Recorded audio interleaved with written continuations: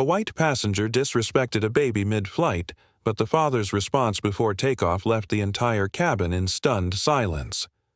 A white passenger spat on the baby's pacifier, thinking no one would notice.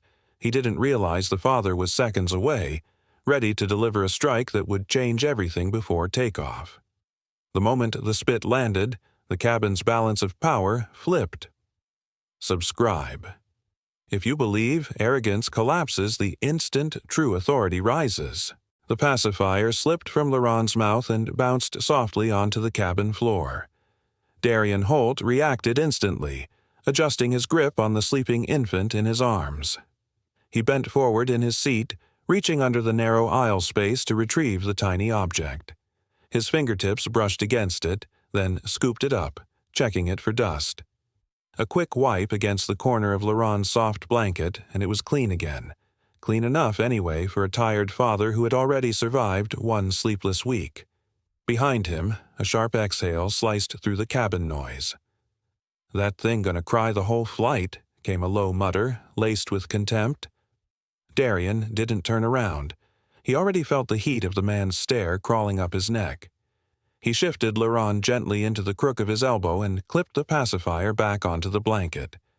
The baby stirred, whimpered, then settled again. The engines outside whined louder as the aircraft door clicked shut. It was a familiar sound to Darian. He'd flown dozens of times, but this flight carried a different weight. He wasn't just traveling for business. He was carrying his son across the sky to North Crest, to meet his grandfather for the first time. And in the process, he hoped to salvage what was left of his floundering startup, Luminar Forge, by closing a critical deal that could keep the lights on for another quarter. He exhaled slowly and leaned back. The plane vibrated softly beneath them, like a beast breathing beneath polished aluminum skin. "Final cabin check," came a voice from the front. Darian glanced up to see one of the attendants, a man with clipped blonde hair and a laminated name badge, Rennick Vale. He walked the aisle with the kind of posture that came from hundreds of flights, neither alert nor relaxed, but something in between. Darian gave him a polite nod as he passed. Across the aisle, another attendant, taller and bulkier, Orrin Drex, adjusted an overhead bin before pulling the curtain on the forward galley. In seat 15C, just behind Darian's right shoulder, Warren Clay sat rigid, arms folded, mouth tight. He was tall, with a hawkish face and graying temples that gave the illusion of restraint, though his darting eyes betrayed a readiness to strike. The moment he'd boarded, his gaze had landed on Laurent like a spotlight. A baby, on his flight. Warren's fingers drummed lightly on the plastic armrest, but the rhythm felt less casual than hostile. Darian ignored it. He had more pressing worries, funding reports, investor emails, and a soft-spoken baby boy who clutched his shirt like an anchor in stormy seas. But something gnawed at the back of his mind. It wasn't the man's muttering.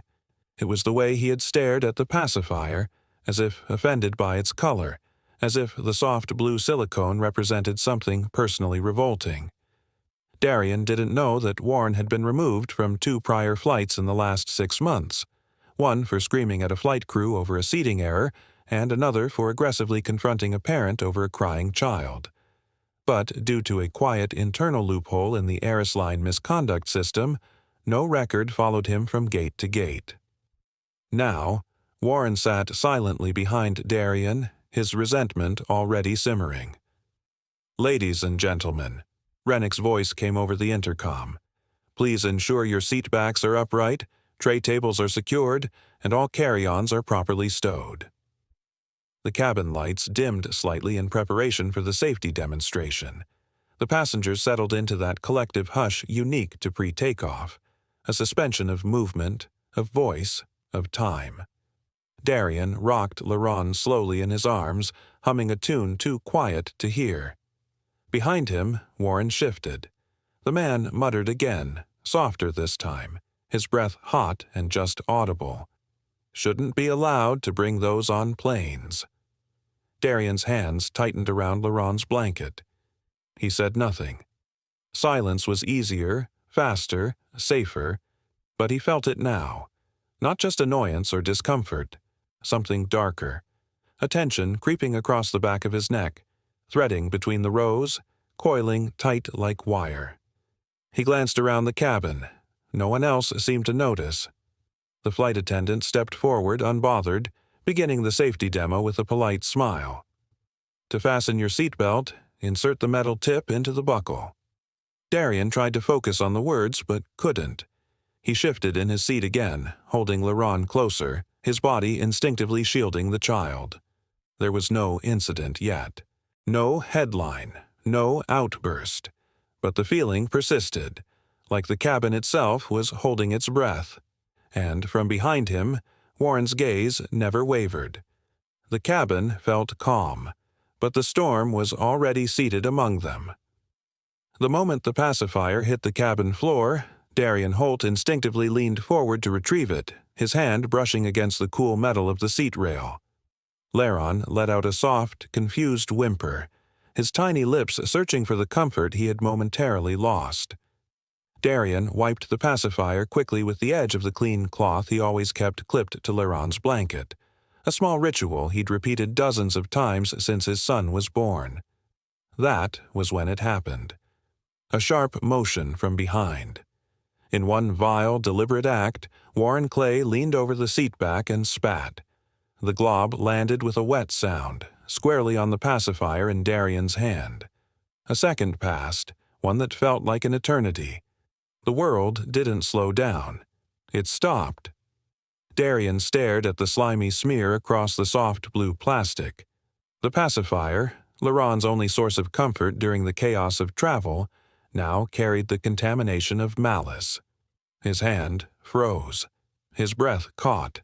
The overhead hum of the plane seemed to vanish beneath the drumbeat in his ears. LaRon made a soft, gurgling sound, oblivious to the storm that had just broken.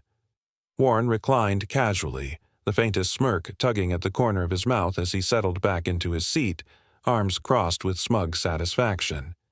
He didn't look back. He didn't need to. He knew exactly what he had done.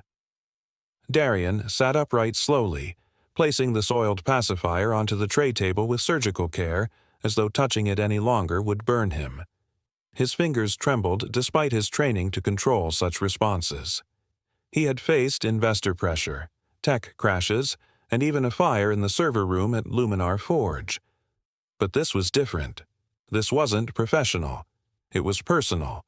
And worse, it was aimed at someone who couldn't defend himself. He looked down at LaRon, whose soft brown eyes blinked up at him without understanding, trusting. That trust punched harder than any insult ever could. The child didn't know what had just been done to him, but Darian did, and the weight of that knowledge anchored his every breath. Warren exhaled loudly, as if bored, and began tapping his foot against the floor in a slow, taunting rhythm. The sound was maddening, not in its volume, but in its intention. It was a silent laugh, a dare. Across the aisle, flight attendant Rennick Vale made his way past row 14, nodding politely to passengers. He didn't see the act. He didn't hear the sound. And he had no idea that one of the passengers aboard had just crossed a line no parent could ignore. Darian clenched his jaw. The tension in his body had shifted. It was no longer about staying calm. It was about weighing options. Report the man and risk escalation, or stay quiet and protect LaRon from more harm. His mind churned through each possibility like gears grinding in sand. A few rows up, someone coughed. The engine's soft whine rose as the plane turned toward the runway. The captain's voice came through the intercom, routine and distant, but Darian barely heard it.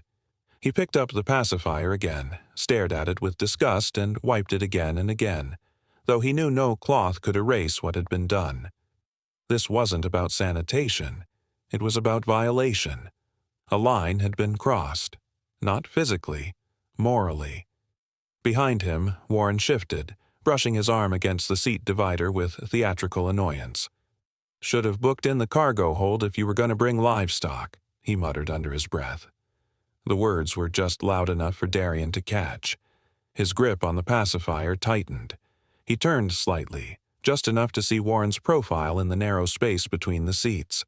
The man's expression was blank, calculated. There was no heat, no anger, just cruel intent dressed in civility. Darien glanced forward again, willing his breath to steady. He had trained in martial arts for years, not to fight, but to control his response under stress. That discipline saved him once during a robbery attempt. It helped him negotiate deals with cold-hearted investors. But now, that same discipline felt like a thread fraying with every passing second. Leron squirmed gently in his arms. The boy's small fingers clutched his shirt as if sensing the unease in his father's chest.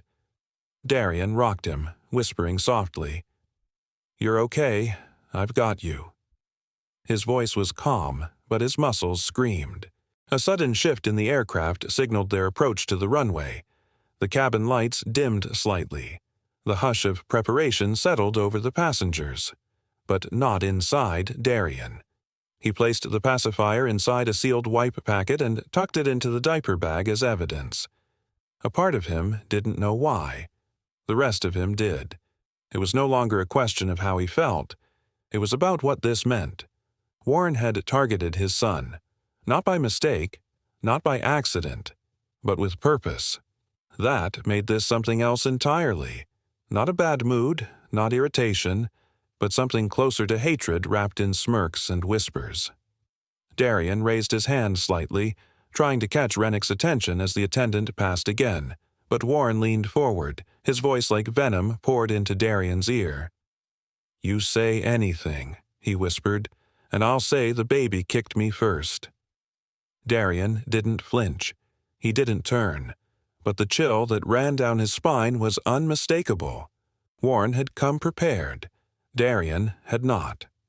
The engines roared louder as the plane edged forward. The vibration underfoot matched the tension in Darien's chest. He didn't move. He didn't breathe.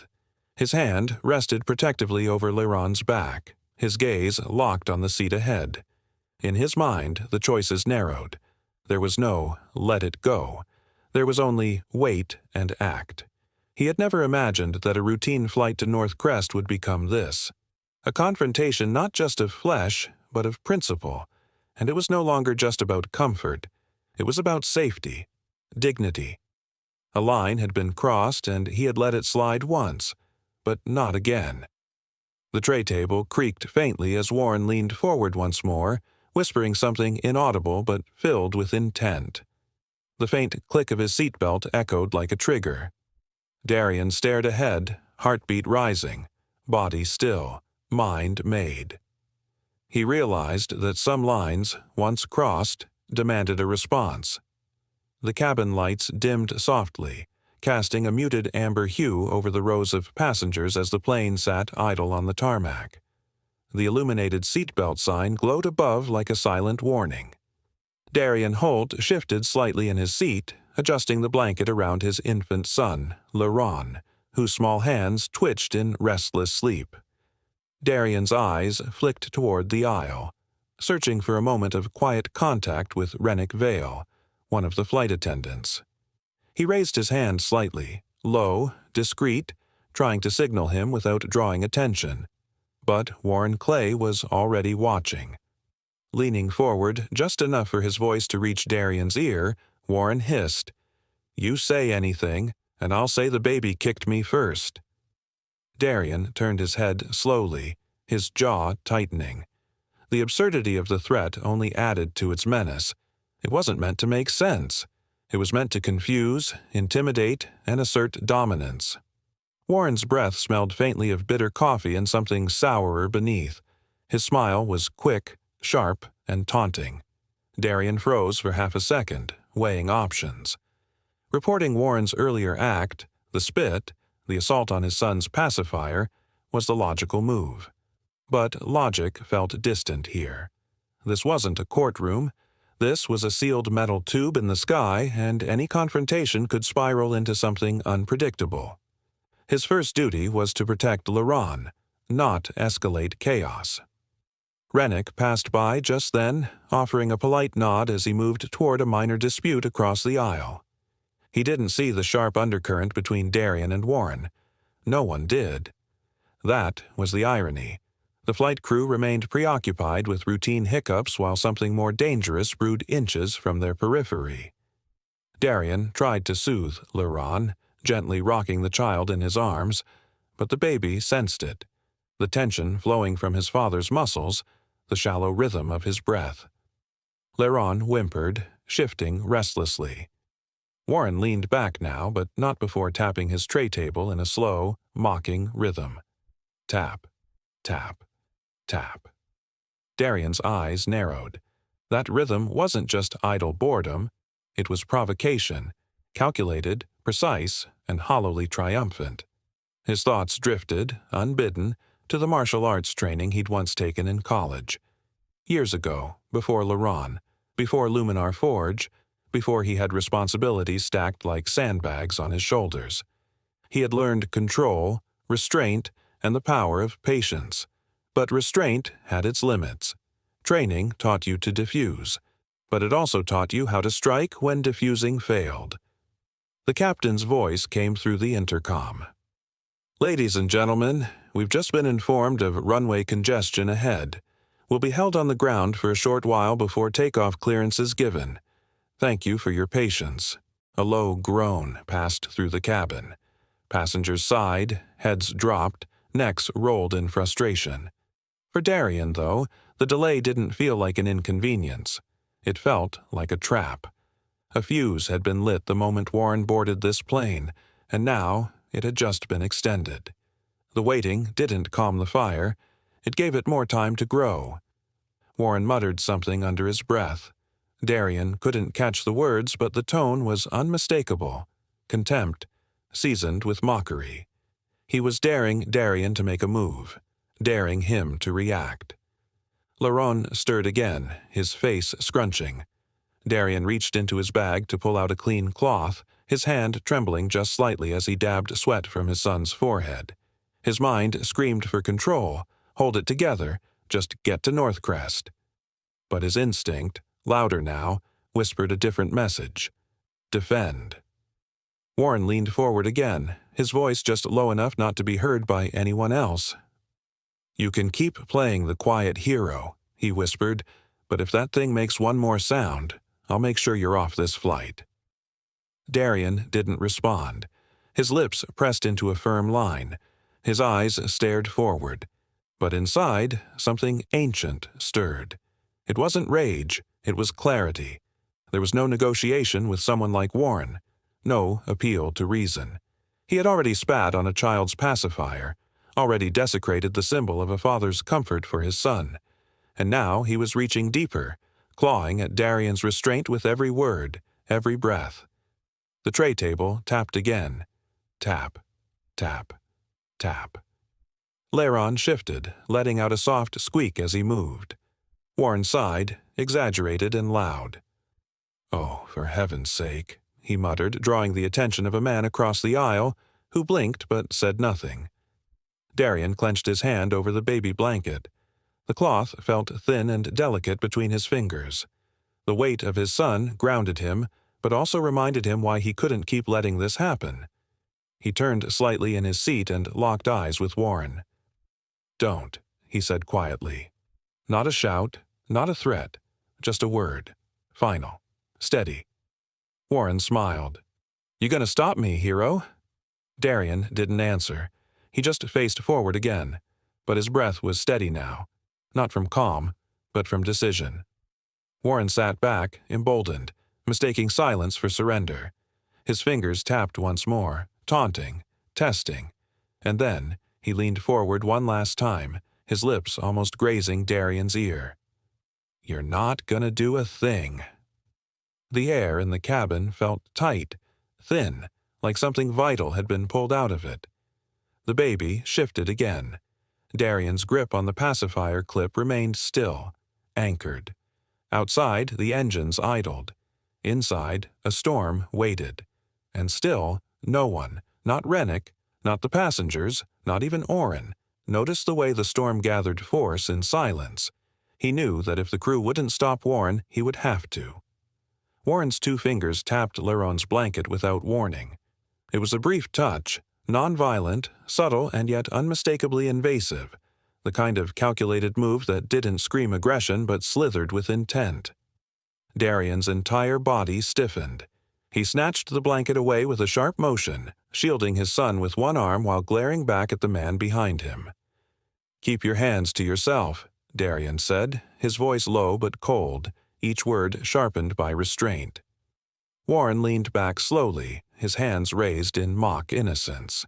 He smirked, the corners of his mouth curling upward with sick satisfaction, like a man who had just poked a sleeping dog to see if it would bite. Darian could feel his pulse rising, not with rage, but clarity. A thin thread held him together, stretched taut between fatherly instinct and social caution. From the other end of the aisle, Flight Attendant Rennick Vale spotted the sudden movement and stepped forward, sensing something had changed. But he was too late.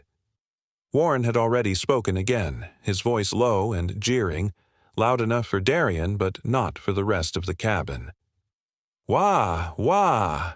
Warren mocked in a babyish whine, wagging his fingers in a cruel imitation of a cry. Then he leaned forward slightly, his hand drifting toward the clip that held Laron's pacifier to the blanket. Darian didn't think. He didn't need to. His fist moved before logic could restrain it. One clean arc, years of martial training ignited in a single motion. The punch landed squarely on the bridge of Warren's nose. A crack rang out, loud and final. Warren's head snapped backward against the seat with a thud, followed by a stifled scream of pain. Blood poured from his nostrils as he clutched his face, gasping through fingers now coated in red. Passengers nearby cried out. A baby across the aisle began to cry. A teenager seated 2 rows away dropped his phone, then scrambled to start recording again. Rennick lunged into the narrow space between the seats, throwing out his arms. "Stop, both of you!" Rennick barked, his voice cracking with sudden authority. But there was no second blow. No struggle, no chaos. Darian remained seated. Laron stirred slightly in his arms but did not cry. The child's head remained tucked against his father's chest as Darian exhaled, slowly and deeply.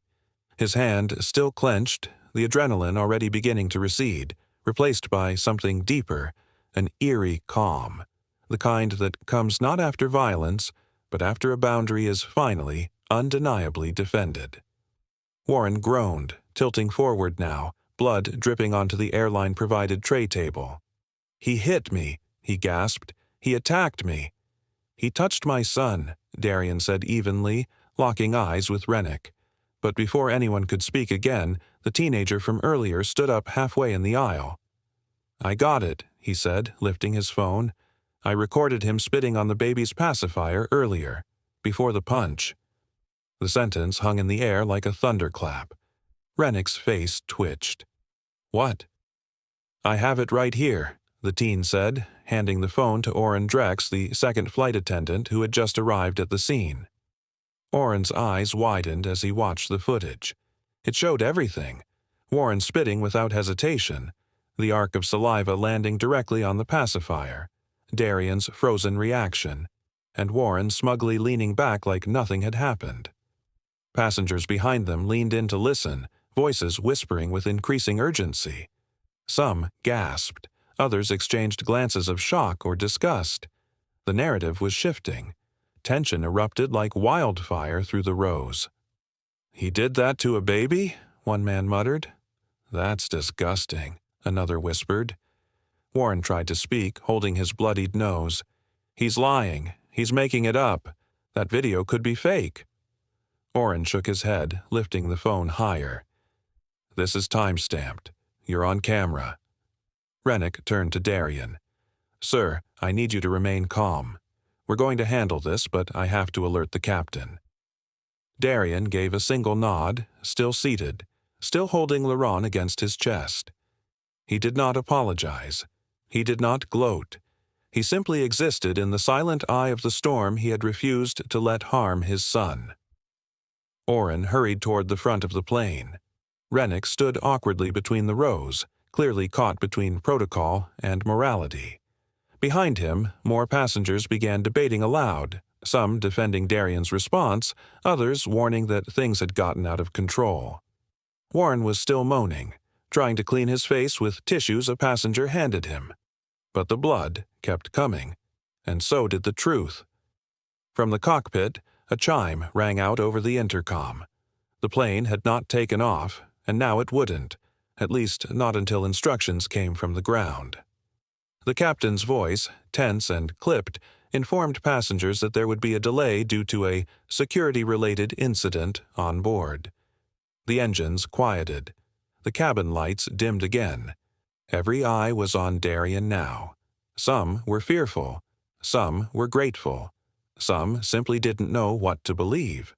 But Darian was no longer wrestling with his choice. He had made it. And though the fallout hadn't even begun, though he knew the days ahead would not be simple, something inside him had already settled. The punch wasn't his breaking point. It was his boundary. He thought the punch was the end, but it was only the beginning. The captain's voice cracked through the intercom like a thin thread finally snapping. Due to an onboard incident, we will be temporarily delaying departure. Security personnel will be boarding shortly. The moment hung in the air like pressure before a storm. The tension that had coiled beneath the cabin's surface now surged forward. Two officers entered the aircraft, their uniforms pressed and expressions unreadable. Without delay, they approached row 14. One of them, Officer Kelrin Dorn, nodded toward the injured man holding tissues to his bloody nose. "You," he said, gesturing to Warren Clay, who looked up with watery, defiant eyes. "Come with us." Warren grunted, shifting unsteadily as he stood, his shirt slightly stained, the tissues now clutched like a false badge of victimhood.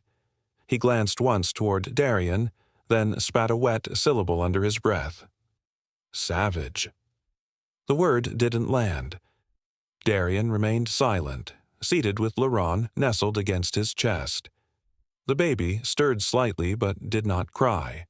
The officers didn't respond to Warren's muttered venom. They had heard worse. But when Warren tried to turn back for one final word, one officer gently pushed him forward. Passengers whispered among themselves. The cabin air no longer felt still. It buzzed with judgment and uncertainty. Then, unexpectedly, Officer Dorn turned back toward Darian. "Sir, we'll need you to step off the aircraft as well. For questioning." A ripple of unease spread. Some passengers gasped. A woman to Darian's left murmured, "Why him? He's the father." Darian stood slowly, his face calm, but inside his thoughts moved like a storm surge. What if this escalates into something worse? What if they try to take me away from Laron? Rennick Vale, the flight attendant who had witnessed the aftermath, stepped up beside him. "I'll stay with him until it's clear," he said softly to the officers. As Darian adjusted Laron's blanket, murmuring soothingly to keep him calm, a boy, no older than 16, stood up from the aisle seat behind them. "I have the video," he said nervously, holding up his phone. Rennick blinked. "Video?" "I got the whole thing. He spat on the pacifier," the boy added, his voice shaky but resolute. "He did it on purpose." The silence in the cabin turned cold. Darian's heart skipped. He turned to the teen, locking eyes with him. "Thank you," he said, his voice barely above a whisper. The boy nodded quickly. "I just thought someone should see it." Rennick gently guided Darian back into his seat. "Wait here," he said. "I'll show this to the captain." Outside, Warren spun a false narrative. In front of the two airport security officers, his voice gained fake strength. "He punched me for no reason, just snapped. I was sitting peacefully and next thing I know, boom, fist to the face." One officer frowned. "Mr. Clay, we have reports that you may have antagonized a passenger holding a child. Is that true?" Warren scoffed. "Antagonized? What, am I not allowed to speak? Since when does stop crying mean hit me?" But his performance faltered when one officer leaned over to his colleague and whispered, "Isn't this guy on the watch list?" A few taps on the officer's tablet brought up a confidential flag. Behavioral monitoring notice. Subject has history of in-flight aggression. Flagged for psychological review. Clearance incomplete. The officer's tone changed instantly. "Mr. Clay, stay where you are." Warren's eyes narrowed. "What are you talking about?" "We'll need to hold you for further questioning. Please step this way." Instead, Warren bolted. His feet slapped the terminal floor as he tried to flee, blood still trickling from one nostril. Two other officers nearby reacted swiftly, cutting him off near the closed gate door. His attempt ended in a brief scuffle, loud enough that passengers near the windows pressed their faces to the glass, watching it unfold. Inside the plane, Darian felt Laurent's breathing settle as the baby drifted into sleep. But peace didn't reach the father's chest. His mind raced. Would they believe him? Would the video be enough? Was he now in danger of being labeled violent, despite everything that happened? Rennick returned, his expression serious. "Darian," he said, crouching slightly to meet his eye. "The video clears up a lot, but there's something else." Darian's gaze sharpened. "What?" "Our airline's under review, regulatory. Past complaints, unresolved cases. If this goes public, it could bring heat, real heat. Some in the company might look for someone to blame." "You mean me?" Darian said quietly. "I don't want that to happen." "I'll back you," Rennick said, voice firm. "You didn't escalate this." "He did." Darian nodded slowly, but the pit in his stomach didn't ease. He understood now. This wasn't just about him and Warren. The ripple had reached the entire system, one that had already failed to catch a predator in its ranks, and now it was scrambling to cover its tracks. The jet bridge was locked down temporarily as airport authorities assessed the escalating situation. Darian could hear muffled conversations, tense voices, and the constant chime of updates over the radio. Passengers whispered theories. "They're both gonna get banned." "No, did you see the punch? That guy had control." "But what about the baby?" Darian looked down at Laurent's tiny hand curled around the edge of his shirt. He'd boarded this plane hoping to deliver a business contract and cradle his son through a safe journey. Now he was navigating a legal and moral minefield that threatened to paint him as the aggressor in a scene where he was only a protector. And still, a deeper instinct told him something larger was unfolding, something with consequences that neither he nor the airline had foreseen. Rennick leaned in once more, lowering his voice. "You should know this, too. Our internal team has been covering for behavior like his. Warren's not the first to slip through." Darian's jaw tensed. "And how many fathers didn't punch back?" Rennick didn't answer. As more officers entered the terminal and airport administrators prepared official statements, Darian adjusted Laurent's blanket, eyes scanning the uncertain faces around him. He wasn't just watching the aftermath of a punch. He was watching the beginning of a reckoning. He understood that the fight was no longer about a pacifier. It was about the truth that followed him off the plane. The moment Darian stepped off the aircraft, the world around him shifted into a colder, sharper reality.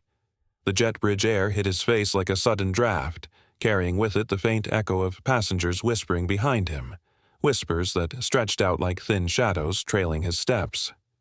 Laron rested against his chest, warm and fragile, unaware of the turmoil that now followed them. Officer Bren Talvek walked beside Darian with a steady, disciplined pace. His grip on the clipboard under his arm was firm, his posture upright, giving him the appearance of a man trained to handle conflict before it fully erupted.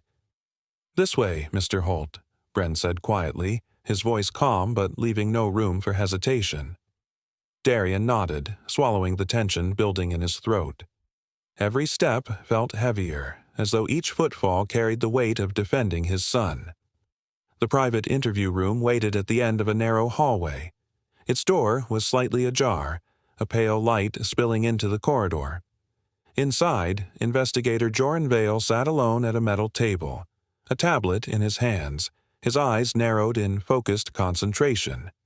His fingers moved slowly across the screen as he replayed the footage already submitted by the teenage passenger.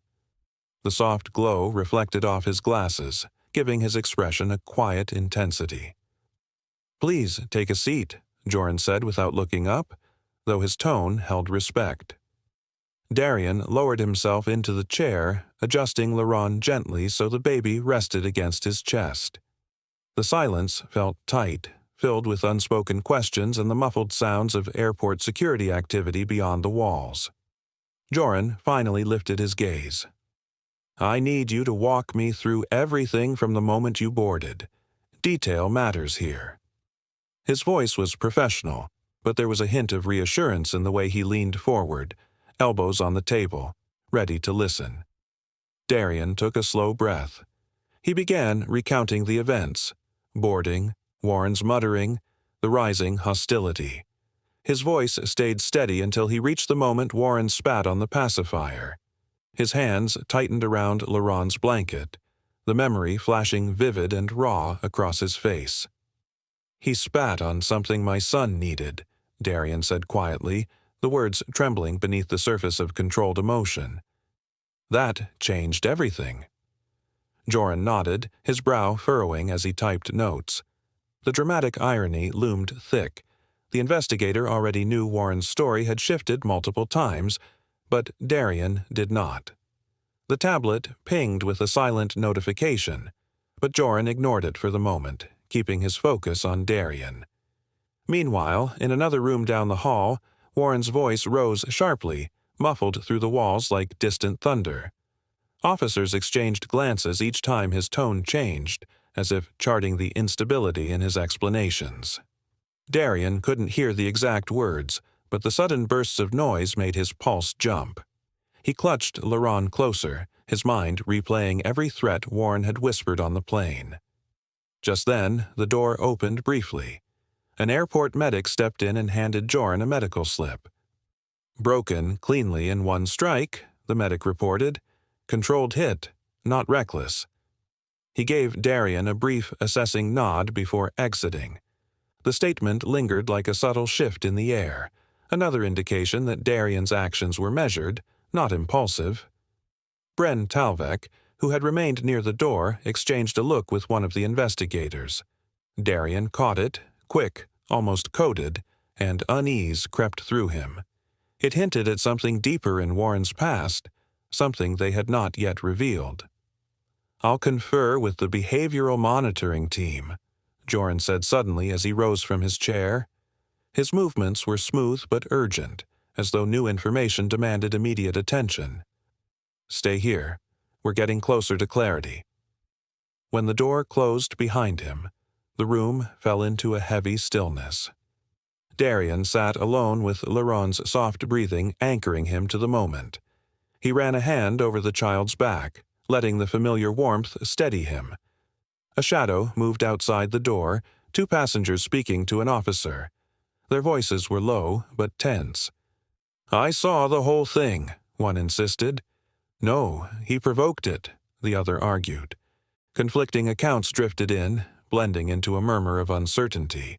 The tension grew thicker. Darian felt as if the truth itself was pushing through a crowded hallway, trying to find the clearest path. Bren stepped closer, folding his arms. "You handled yourself better than most would," he said quietly, though his eyes remained trained on the door. "But these situations, they don't resolve cleanly." Darian appreciated the words, but worry still gnawed at him. The momentum of the day kept shifting, first in Warren's favor, then his own. Yet nothing was final. Nothing was safe.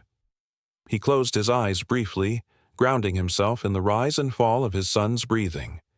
Minutes passed before the hallway erupted with another brief exchange. A passenger attempting to defend Warren was immediately contradicted by another who stepped forward with a different account. Their conflict added layers of confusion to the growing crowd, reinforcing how precarious the truth could be when filtered through fear and perception. The door finally opened again, but not fully, just enough for a sliver of light to cut across the floor. Darian sensed something turning, something gathering force like a tide preparing to shift. He didn't know whether the shift would protect him or expose him further. All he could do was hold his son, breathe through the uncertainty, and wait for the decision the authorities were about to make. He felt the truth gathering strength, but truth alone could not guarantee protection. The passenger smirked, confident his act would go unpunished, unaware that every move, every witness, and every second had already triggered the father's precise response. If you believe cruelty under privilege always folds when strategy meets unstoppable force, hit subscribe now, because justice never hesitates. Warren's chair slammed backward, metal scraping tile as two airport security officers struggled to restrain him. He had lunged without warning, fists clenched, shouting that the whole thing was a setup. One officer stumbled into a desk as the other tightened his grip on Warren's shoulder. He snarled something incoherent, eyes wild, as if a fuse deep inside him had finally burned through. A door slammed. The hallway echoed with the sounds of struggle. Then, silence. Down the hall, Darian sat in a quiet interview room, unaware of what had just unfolded. The walls were pale and unadorned, humming faintly with the recycled breath of the airport's ventilation. The only sound was Laurent's soft breathing as the infant lay bundled in Darian's lap. The child's warmth anchored him, but Darian's mind was elsewhere, locked in a loop of calculations. Had he gone too far? Would the punch be misunderstood? Would Warren lie and twist the story beyond repair? The door opened. Investigator Joran Vale stepped in, holding a small tablet. His expression was unreadable, but the way he nodded to Officer Brentalvek at the doorway gave Darian pause. Joran didn't sit immediately. He placed the tablet on the table and took a long breath. "We just reviewed some additional information," he said, voice calm but weighted. "You need to hear this." Darian straightened, shifting Laurent slightly to free his arm. "What kind of information?" Joran tapped the screen. "Warren Clay has a sealed misconduct file with Erisline, internal logs, not easily accessed without clearance, which we now have." Darian's breath caught. Joran continued. "There are 3 separate incidents. One involved threatening a flight attendant during a seating dispute. Another involved aggressive behavior toward a parent traveling with twins. The third was a referral for psychological assessment that he never followed through on. Until now, none of that made it into the external system. But it's there." The weight of the words sank in slowly. Darian stared at the table, jaw tightening. He had been trying to stay calm, rational, controlled. But the realization that Warren had a history, that this could have happened to someone else, to another child, sent a fresh current of anger through his chest. He finally looked up. "And no one flagged him before today?" "Apparently not in a way that stuck," Joran said quietly. "But that's changing." The door opened again. Rennick Vale stepped in, clutching a phone. His face looked pale under the fluorescent lights, but he offered Darian a faint nod before turning to Joran. "I have the footage," Rennick said, voice low. "It's clearer than we thought." He held the phone toward them. The video began with muffled chatter, the familiar drone of passengers preparing for takeoff. Then it zoomed in on Darian's row. The moment replayed in harsh clarity, Warren leaning forward, the subtle twist of his face, the sharp jerk of his head, the spit. It landed, visible even on the screen, with an unmistakable finality. Darian, frozen. Then the look, the stare that said everything. The video ended. Rennick turned the phone face down on the table. "I missed it," he admitted. "I thought it was just tension. I didn't see it until too late." Darian nodded once, slowly. "But you're here now." Joran clicked his pen and took a few notes on a pad. 2 other passengers confirmed they heard Warren make threats. They didn't report them at the time, but after what happened, they came forward. Darian let out a slow breath. A small flicker of relief passed through his chest, but it didn't last. Officer Bren stepped forward. "That's not all." Joran paused, nodding for him to continue. "Warren tried to leave the interview room when he learned about the footage," Bren said. "Shoved an officer, didn't get far, but it's now a criminal issue." Darian blinked, the room seeming to tilt for a moment. "He attacked an officer?" "Didn't land a hit, but he tried," Bren confirmed.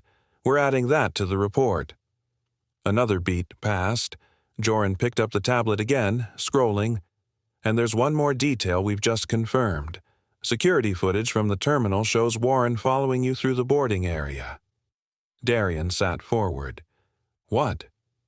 "Camera angles show him lingering near the boarding gate before you arrived, watching you. When you passed by with Laron, he turned and followed you for over 2 minutes. Stopped only when he reached the gate line." Darian's mind reeled back, trying to recall that moment. Nothing had seemed strange at the time, just the usual rush of boarding, balancing his son, checking the pacifier clip, managing fatigue. But now, it all snapped into place like puzzle pieces hiding in plain sight. "This wasn't random," he muttered. "He was already watching us." "Which is why," Joran said, "this is no longer just about a mid-flight altercation. It's looking more like premeditated targeting." The implication sent a chill through the room. Rennick sat down quietly, eyes wide, clearly rattled by how deep the situation had become. Joran slid a printed document across the table. "You're not facing charges, but we need your full written statement. This is going beyond us. The airline's legal department is now involved, possibly more." Darian took the pen. His hand hovered for a moment. This wasn't just about self-defense anymore. This was about everything that led up to it. What the airline ignored, what Warren had planned, and what could have happened if no one stepped in. He looked at Laron, asleep now, his small chest rising and falling softly against Darian's arm. Then he signed. The air in the room seemed to shift, as if the act itself carried weight beyond ink. Joran gathered the document with a nod of approval. No more was said. No more needed to be. But even as Darian handed the pen back, he felt the strange pressure building again. Not fear, not doubt, but a growing awareness that this story was far from finished. He turned slightly, listening to the echoes of footsteps in the hallway, picturing Warren restrained, files unlocked, security tapes playing on distant screens. He sensed that Warren's story was unraveling, but the consequences were only beginning to tighten. Darian didn't even make it out of the hallway before Investigator Joran stepped beside him with news that hit like a brick. "The aircraft has been grounded," Joran said without preamble, his voice low but tight with urgency. "Effective immediately." Darian froze mid-step, instinctively adjusting Laron's weight in his arms. "Grounded? I thought you cleared me." "You're cleared, yes," Joran clarified, eyes scanning the corridor. "But the situation escalated beyond your individual case. Legal just got involved. They want a full internal review." The fluorescent lights above buzzed faintly. Behind them, muted chatter echoed from the waiting area. But Darian only heard the quickening thud of his own heart. All he had wanted was to reach Northcrest quietly. Now he was the center of a storm with no clear horizon.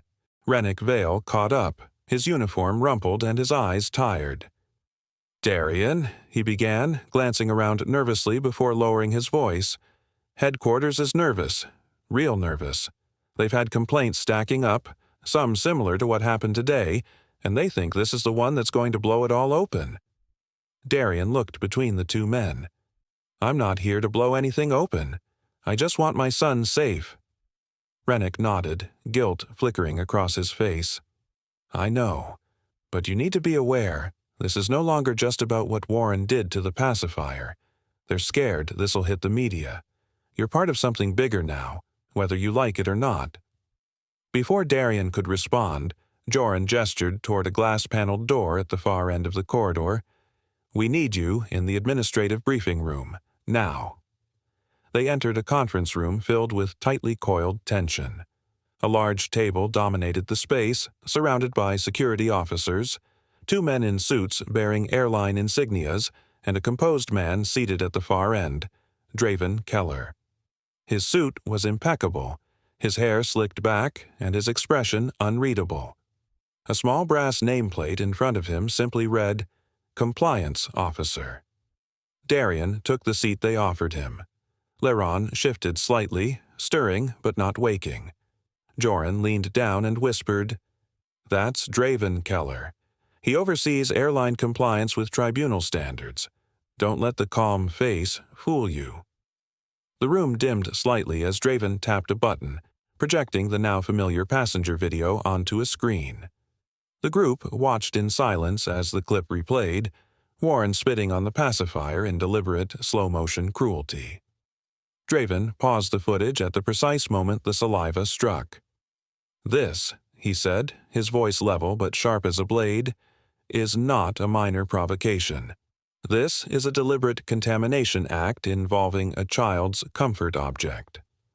The words stunned Darian more than he expected. Hearing it described in clinical legal terms gave the act a chilling weight. Draven leaned forward, fingers laced. "We are categorizing this under preliminary child endangerment. Not harassment, not disturbance, endangerment, which means this falls under tribunal oversight, not just airport incident protocol." Darian felt his throat tighten. He'd struck Warren to defend his son, but now he realized the legal ground was shifting beneath them. The threat Warren posed wasn't just physical, it had triggered cascading consequences. One of the airline reps cleared his throat, clearly agitated. "We haven't confirmed it meets that threshold." Draven cut him off. "Your company's confirmation is no longer the standard here. The Civil Aviation Tribunal has already requested full incident documentation. We're forwarding all video evidence, statements, and internal communication logs. If they deem this a pattern of negligence—" He let the sentence hang. Outside the room, a muffled shout pierced the air. Darian turned. "Was that Warren?" A security officer near the door nodded grimly. "He's becoming difficult." Draven didn't flinch. "We've separated him from all public zones, but his erratic behavior reinforces our case. Mr. Holt, I need your cooperation in this, not just for today, but likely for the hearings that follow." Darian's eyes settled on his sleeping son. "I'll do whatever it takes. I just want Laren safe, and for this not to happen to anyone else." Draven offered a nod of professional respect. "That's the mindset of someone who understands the weight of responsibility. Let's make sure the system does too." Rennick stepped closer, glancing around the room. "The truth is, this airline's been letting people like Warren slip through for years. Internal flags get buried under schedule pressure. This time, it may not stay buried." Joran tapped his tablet, gathering files. "Prepare yourself, Darian. Once this hits tribunal, the questions get harder. The scrutiny gets sharper." Darian exhaled slowly. "I'm not afraid of the questions. I'm afraid of what happens if no one answers them." The room fell into a thoughtful silence. The screen behind them flickered with the paused frame of Warren's act, a frozen symbol of cruelty. Darian glanced at it one last time before pulling Laren's blanket up gently. The weight of the moment was no longer just personal, it was institutional, systemic, and growing. He understood now that the punch was not the story's climax, only the ignition. Warren Clay shoved against the officers outside the security office, his voice rising into a snarl that turned every head in the corridor. "Get your hands off me," he barked, struggling as one officer tightened his grip on Warren's forearm while another secured the second cuff. The sharp clack of metal echoed as Warren twisted, face flushed red with frustration, not pain, but fury at losing control. Inside the observation room, Darian Holt sat in silence, still cradling Leron, the pacifier now tucked safely into a side pocket of the blanket. The infant's soft breath against his chest grounded him, but his thoughts churned. Through the one-way mirror, muffled sounds of Warren's outburst leaked in, shouting, resistance, the unmistakable chaos of a man whose game had finally collapsed. The door clicked open, and Investigator Joran Vale entered briskly, a folder in hand and eyes sharp with fresh information. "He assaulted an officer," Joran said without preamble. "We'll be filing formal charges, provocation on board, and now physical aggression against airport security. He's done." Darian exhaled, not in relief, but in measured awareness. "So, that's it?" "Not exactly," Joran replied, pulling up a tablet and swiping to a new file. "There's more." Darian shifted slightly in his chair, his arm tightening around his son as if bracing for the unexpected. He didn't need to ask. Joran continued. "We seized Warren's phone. What we found, it's not just selfies and boarding passes." He tapped the screen. "He's been recording passengers for months, dozens of videos. He films people mid-flight, pushing them, goading them, then uploading edited clips where he looks like the victim." Darian's brow furrowed. "You're saying this was intentional?" "Predatory," Joran said. "He's part of a private online group. They call it Unfiltered Reactions. They record provocations and upload the results for clicks. Chaos disguised as content." The words sank like lead into the quiet room. Darian looked down at Laurent's peaceful face. The idea that his child had been targeted for someone's warped entertainment twisted his stomach. Outside, the raised voices hadn't stopped. Joran turned briefly to glance toward the glass before lowering his voice. "Draven Keller has asked that you remain available for extended questioning. You're not under suspicion. On the contrary, you're the key witness in what's quickly becoming something far bigger than a single altercation." Darian nodded slowly. "So, this isn't just about the flight anymore?"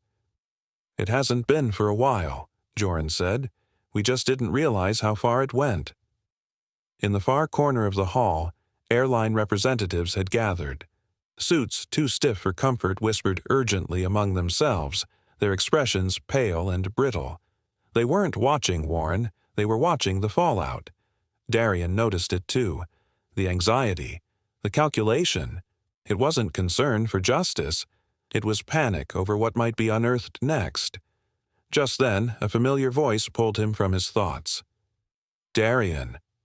He turned to see Rennick Vale standing just inside the door, eyes tired but resolute. "The airline might approach you," Rennick said, lowering his tone. "They'll try to settle, quietly. They know what's coming." Darian met his gaze. "What do they want?" "For this to go away," Rennick replied. "You have something they're afraid of now, truth and proof." Before Darian could answer, Joran stepped back in, this time with an update that shifted the balance even further. "More passengers just came forward," he said. "One said Warren bragged about pushing parents into snapping, said he always gets reactions. We're recording their statements now." Darian blinked, stunned. The pieces were aligning not by accident, but design. Warren hadn't merely reacted poorly. He had planned to provoke, to record, to exploit. Darian hadn't been a random father in a seat. He had been a target. "He's done this before," Joran said firmly, "but this time there's evidence. And this time, the person he targeted stood up." Darian looked down again at Laurent's tiny fingers curled into his shirt. A flicker of something passed through him. Anger, yes, but also resolve. He hadn't wanted any of this. But now that it had landed in his arms, literally, he couldn't let it slip past quietly. Too much had already been buried. Too many others may have faced this same manipulation and walked away unseen. Outside the room, another officer approached with a clipboard. One of the passengers had left a handwritten note with their name and number, offering to testify. Then another. One by one, the narrative shifted. It was no longer Darian versus a single man. It was a father, supported by witnesses, standing against a system that had ignored the warning signs for too long. And all Darian had wanted from the beginning was to get to his destination. Quietly, safely, without incident. But now the road had changed, and he wasn't turning away. He realized the real confrontation was never in the punch, but in everything it exposed. The briefing room door opened with a quiet hiss, and Marvin Redden stepped in like a man walking into a fire he hoped to smother before anyone saw the smoke. Darien didn't need to be told who he was. The man's pressed navy suit, flawless tie, and practiced smile all screamed corporate authority, layered over panic. Marvin scanned the room, eyes darting past the investigators and security personnel, briefly landing on Laurent asleep in Darien's arms before snapping back toward the center of the room. He approached Darien with a hand extended, but there was no warmth in the gesture. "Mr. Holt," he said, his voice low and rehearsed, "I'd like a moment of your time, in private if possible." Before Darien could answer, Investigator Joran Vale rose from his seat and cut in with a tone that made everyone turn. "Any conversation regarding this matter will remain on record. No exceptions." Marvin's smile twitched but didn't fade. "Of course," he replied, though the stiffness in his jaw betrayed his real thoughts. He sat down across from Darien, folding his hands slowly on the table, the gesture as deliberate as a lawyer laying down a contract. "I want to begin by saying how sorry we are that your experience on Flight 782 was distressing," Marvin said, choosing his words like he was defusing a bomb. "We've been reviewing everything closely. Aerisline is fully committed to passenger safety." Darien didn't respond.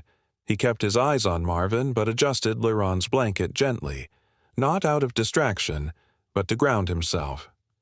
Marvin reached into his leather folder and slid a document across the table.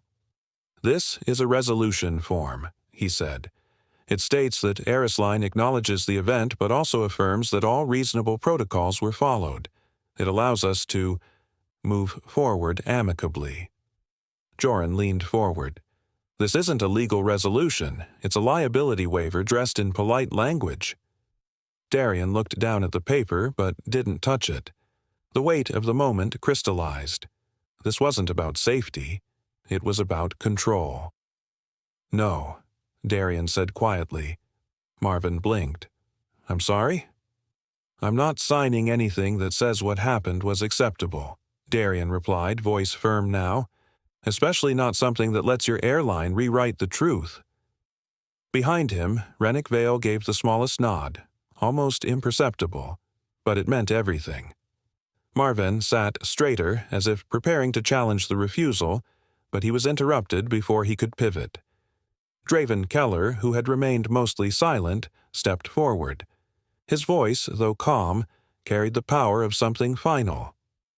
"You should be aware," Draven said to Marvin, "that the Civil Aviation Tribunal has already requested Aerisline's internal conduct logs. We've granted them access." A beat of silence followed, as if the room collectively inhaled.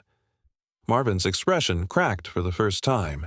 His gaze darted toward his folder, as if to check whether it still had the power to shield him. It didn't.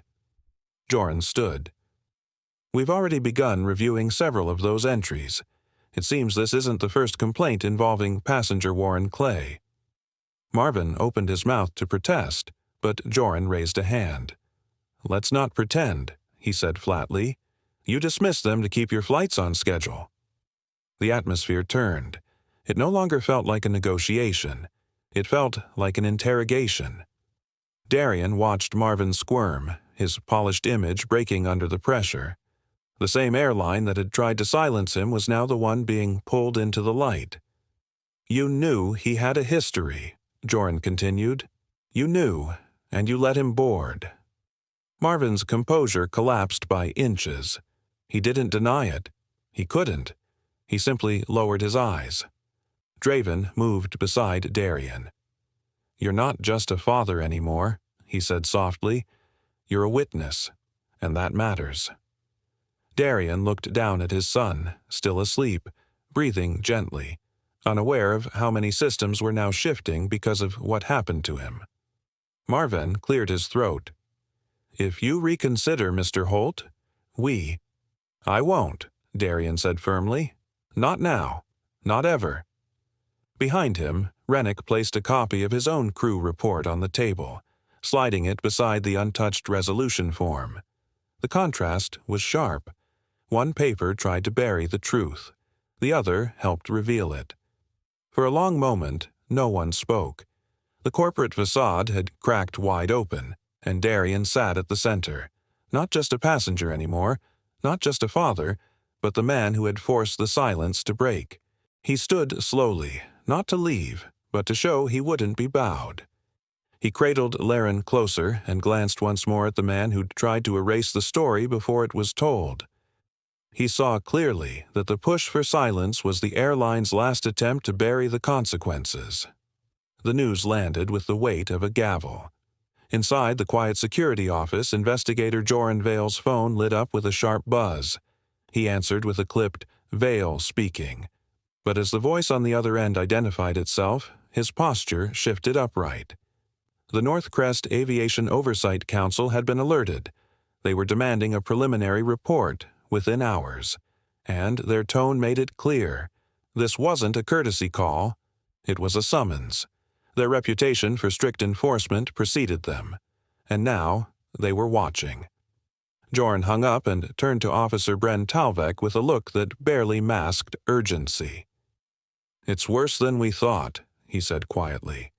"The council had already warned Aerisline about this." Across the hallway, Darian sat in a chair with Laron balanced gently in his arms. He cradled a bottle to the infant's mouth, the rhythmic suckling almost hypnotic in its innocence. The soft glow from the overhead lights cast a muted reflection on the security office glass, creating a quiet bubble around the father and child. But outside that bubble, the storm was accelerating.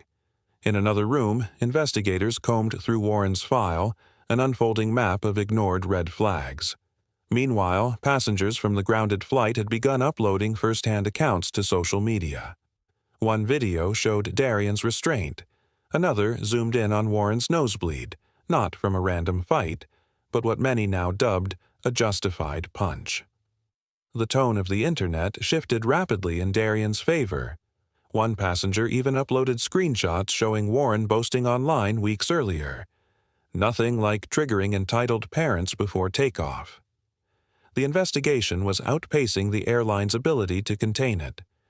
Joran returned to the observation room and saw Darian still rocking Laron, eyes lost in a tired stare. The child's soft cooing felt out of place in a building now churning with legal consequence. "Mr. Holt," Joran began, stepping inside, "I need your help once again. The tribunal might request a live hearing." Darian looked up slowly. "A hearing?" "Yes. Your testimony may become central." Darian blinked, weighing the idea. "I'm not a public speaker. I'm just trying to get my son home." "We know," Joran said, nodding. "But you're also the only person who saw what really happened, who stopped it before it got worse." A soft chime sounded outside. Officer Talvek opened the door and entered holding a sealed plastic bag. "We recovered this from Warren's carry-on," he said, placing it on the desk. Inside were printed sheets, pages of typed instructions from a form encouraging members to provoke travelers, especially parents, and document their reactions for online notoriety. The top page read, "Rule 4. Babies equals easy targets. Just get them to cry. Parents snap fast." Darian stared at the papers. Something inside him hardened. "He planned it?" he asked, voice low. "Not just this time," Talvek replied. "We believe he's been targeting parents for a while. The group encourages creating content that goes viral, most of it edited to frame the aggressor as the victim. Warren's footage paints him as harmless. But this," he tapped the printout, "this tells the real story."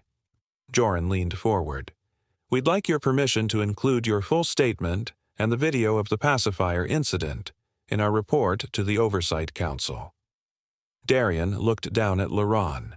The baby blinked up at him, full of trust. He shifted his grip, then nodded. "You have it." The moment passed with quiet finality. Joran reached for his tablet to record the permission as official testimony. Outside, the investigators prepared the evidence pack. More passengers had come forward, offering their accounts freely. Two of them remembered Warren bragging during boarding that he was due for a reaction today. Each thread wove the same pattern. Warren had never been random. He had been methodical, enabled, protected by a system too distracted or indifferent to stop him. And now that system was buckling. Later, as Darian returned to the waiting room, he caught his reflection in the window. He didn't look like a fighter. He looked like a father trying to do right by his son. But inside, something had changed. This wasn't about revenge. It wasn't even about vindication anymore. It was about protecting the space his son, and others like Laurent, had every right to occupy without fear. He sank into the chair again, holding the baby close, the softness of Laurent's breathing grounding him. The world could argue in circles outside these walls, but here, now, this child's safety was all that mattered. As investigators processed the reports and authorities rushed to compile evidence, Darian stayed exactly where he needed to be. Not running, not fighting, just waiting, ready. He no longer felt like a victim of circumstance. He felt like the missing voice that the system had ignored for too long. The verdict landed without ceremony. Arisline would be required to provide emergency accommodation for Darian Holt and his son, Laurent, while the investigation continued. No boarding pass. No resolution. Just quiet redirection to a temporary airport lounge tucked beyond the gates and far from the roiling chaos left in their wake. Darian didn't argue. He didn't speak. He simply adjusted the blanket over his son's shoulders and followed Officer Bren Talvek past the crowds, through a corridor lined with muted lights and unfamiliar security faces. His grip on the handle of the portable crib was steady, but his mind spun in slow, looping spirals. The lounge door hissed open with a mechanical sigh, revealing a sterile space dressed in soft grays and polished silence. Leather chairs, sealed windows, a hospitality station no one was using. Darian stepped in and exhaled deeply for the first time in hours. It felt like stepping into the eye of a hurricane. Laurent squirmed faintly in his arms but remained asleep. The pacifier nestled in his mouth like a shield. Small, blue, and now legendary. Not 10 minutes had passed before the door opened again. Rennick Vale entered, his uniform slightly wrinkled, his expression somewhere between shame and urgency. He didn't sit. Instead, he clutched a manila folder thick with printed pages, gripping it like a man holding both confession and weapon. "I wasn't supposed to bring these," he said quietly, eyes flickering toward the mirrored panel above the door. "But you need to see them." Darian gently lowered Laurent into the crib before accepting the folder. His hands trembled slightly, not from fear, but from knowing the stakes had expanded once again. Inside were internal memos, conduct reports, incident summaries, all stamped, all signed, all ignored. Warren wasn't the first, Rennick continued, his voice low but hardening. There were 3 other complaints, 2 about verbal intimidation, 1 about physical contact, brushing against a child with his elbow on purpose, then claiming the parent was overreacting. The airline dismissed each one. They were more worried about rebooking delays than passenger safety. Darian's jaw tightened. He didn't speak, didn't need to. His eyes flicked down the pages with slow precision. Every line confirmed what he feared. This had never been about a single moment. It had been building for months, maybe years. "You'll probably see this before the tribunal does," Rennick added, stepping back toward the door. "Do what you think is right." He was gone a moment later, leaving behind a folder of fire. Before Darian could even finish reading, the door opened again. This time it was Draven Keller, the quiet-eyed compliance officer from earlier, his expression unreadable. "There's been a development," Draven said calmly, but with a glint of something sharpened in his gaze. "Warren confessed, sort of." Darian rose, slow and deliberate, not letting his surprise break through. Confessed? Said he was part of a reaction test experiment, Draven explained, pulling out a small recording device and placing it on the nearby table. Claimed he was studying how people respond to stress during travel. Said spitting on the pacifier was meant to see if parents break composure. His words. Darian stared at the device as if it might spit venom next. The absurdity of the explanation did nothing to reduce its impact. A test. He had turned Laron into a lab rat for an online thrill. That statement removes any chance the airline had to deflect blame onto you, Draven continued. It classifies the incident under deliberate provocation and, since it involves a child, under potential endangerment statutes. Darian swallowed, his throat dry. So, what now? Draven's answer was immediate. The Civil Aviation Tribunal has requested a preliminary hearing. They'll be convening remotely at 9 a.m. tomorrow. We'd like you to testify. Silence folded around them. Darian looked at Laron, now sleeping peacefully, unaware of the legal tides turning around his small world. He turned back to Draven. I'll do it, but not for revenge, for protection, for every family that hasn't made it this far. Draven gave a slight nod of approval and left him to prepare. The hours that followed moved slowly. Night cloaked the airport terminal and the lounge dimmed into a hush. Darian sat beside the crib, cradling a notepad where he scribbled down memories, moments, phrases, anything that might help him speak clearly the next morning. But in truth, he didn't need notes. The story had been carved into him. At midnight, the lights above flickered once. A maintenance crew passed in silence. Somewhere in the airport, the echo of a crying child rose and faded. Darian stood and adjusted Laron's blanket once more. He knew now that everything had changed. The airline's offer of a quiet settlement, already made twice, would likely come again before morning. But he also knew what he'd say if it did. This wasn't just about justice for one flight. This was about reshaping a system that had let too many Warrens hide behind bureaucracy and policy blind spots. It was about making sure that when his son grew up and traveled, no one would ever dare treat him as bait for cruelty. And as he finally laid back into the lounge chair, eyes heavy, heart full of purpose, he whispered a quiet promise meant only for the boy sleeping beside him. He finally realized that protecting his child meant protecting every child who would come after. The tribunal convened at precisely 9 a.m.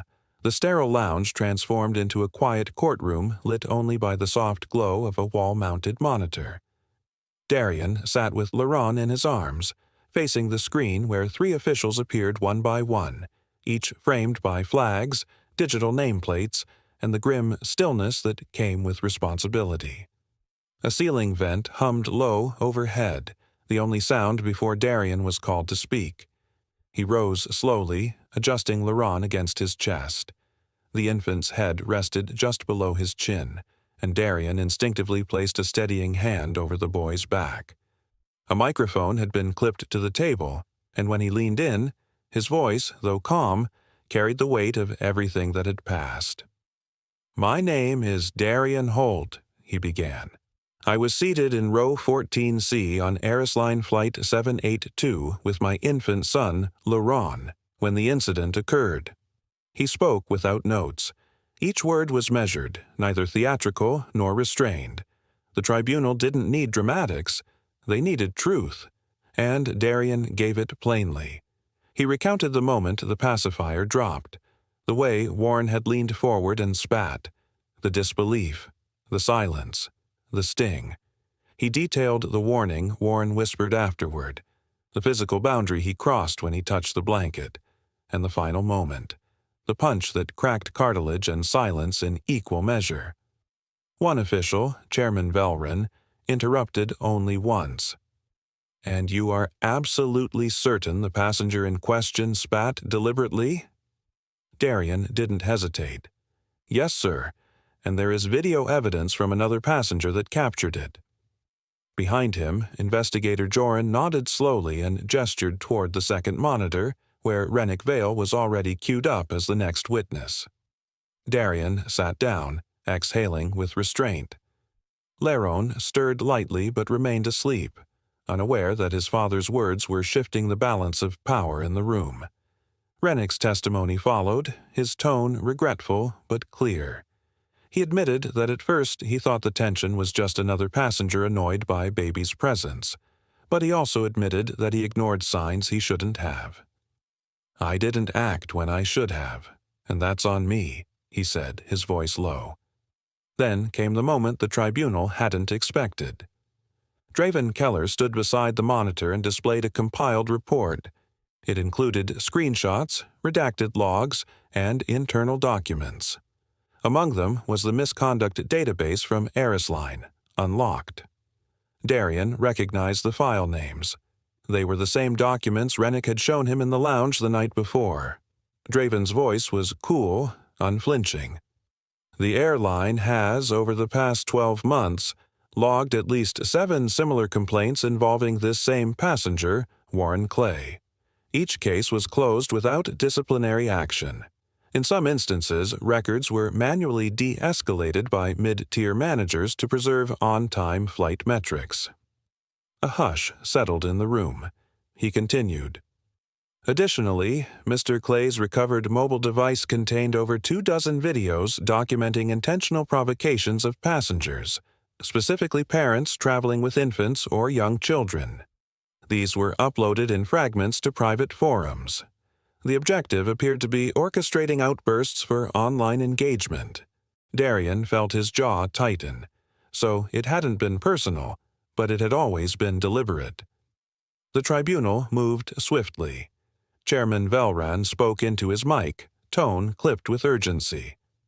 "We are issuing a temporary suspension of Erisline's regional operating license pending full review. Their compliance office will be required to submit revised safety, training, and behavioral response protocols within 14 business days." He turned toward Darian through the screen.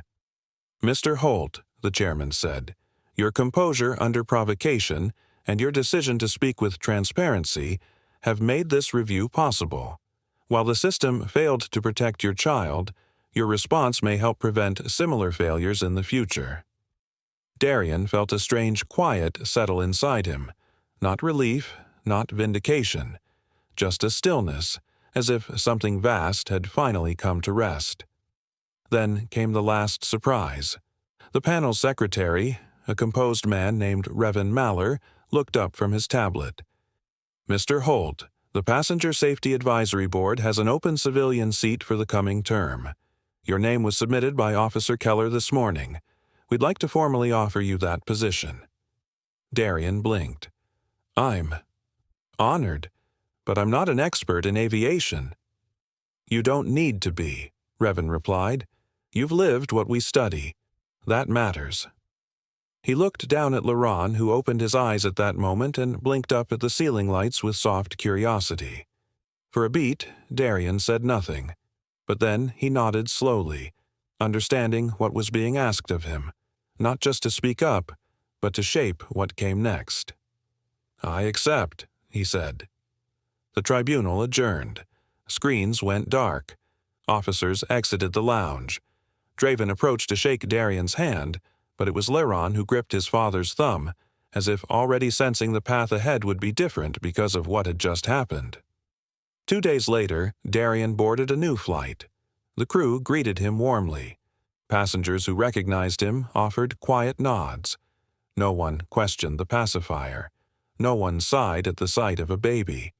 He looked out the window as clouds passed slowly beneath them, the hum of the engines now a lullaby rather than a threat. He placed a soft kiss on Laron's forehead and whispered a vow that had crystallized through fire. He understood that some moments break a person, but others remake them into someone stronger than before. Seconds later, the father's strike broke the attacker's nose, leaving the crew and passengers frozen in shock. The lesson was clear. No one threatens family without facing immediate consequences. If you believe real authority protects the innocent with precision, decisiveness, and unstoppable action, subscribe now, because justice always lands first. Disclaimer: The story you just watched is fictional. It explores disrespect, arrogance, and the courage it takes to protect loved ones. Its purpose is to raise awareness, inspire empathy, and encourage accountability, respect, and integrity in all situations.